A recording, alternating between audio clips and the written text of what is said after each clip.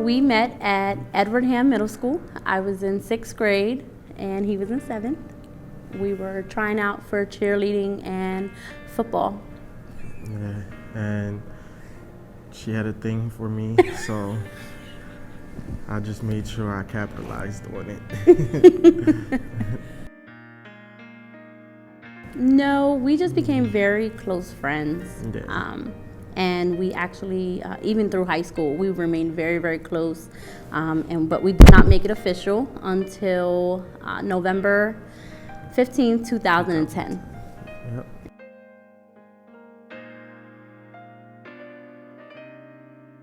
We were young still, and we were trying to make things work, and we went through life and just the different obstacles that came with it, and we were actually going through things where we started disliking each other with our differences and just trying to make something work that we were not comfortable with at first.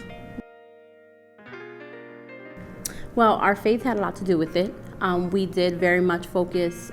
I continued going to church, and he actually at one point told me to keep going even though he wasn't going. And I was like, whatever. But he had gotten into a situation where he was, in the streets, and he had gotten shot. And when he had gotten shot, that is when I was a little angry at the outcome, and I didn't want to be at that state where I had to take care of him. And God put it in my heart to take care of him. And as I began taking care of him each day, we weren't living together, but every time I left, my heart broke a little more, and I knew that I did love him. I knew that I cared for him, and I knew that it was just that time, that God was putting in my heart for me just to forgive him and just to move forward on with our lives. And as I did that, the love came about. I started becoming sensitive again. My heart was just opening up to him, and I just knew that we were called together. We were called together to be married and to live the life out that God called us for. November 15th, 2016. So 6 years after you made it official. Yes. To the exact date.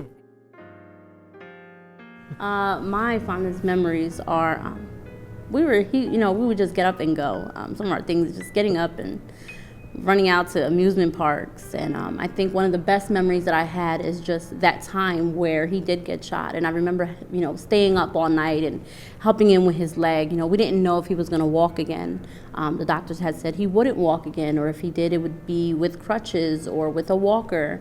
And just that time was just so precious, because I was just able to really just see how much I care for him, that even if he wasn't able to walk, I would be able to still have fun with him. And we still went to the beach, and we still went to amusement parks, and I would push him around in his wheelchair.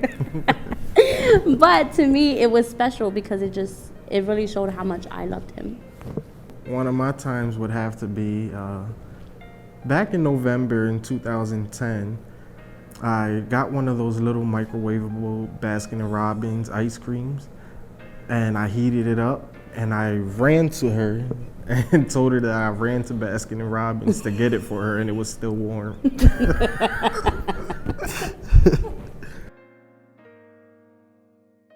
Forgiveness. It is the biggest asset to a relationship.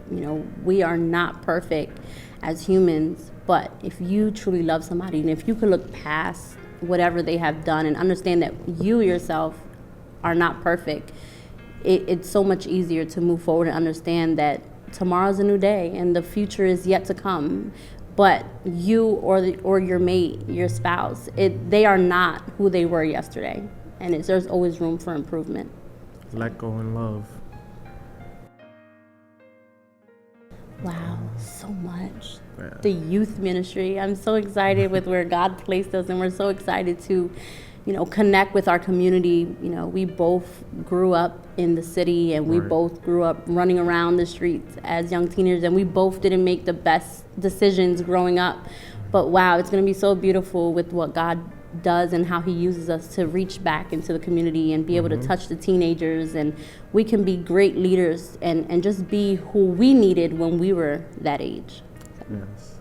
And also living life and setting the example for our children, as well as the fatherless and motherless children.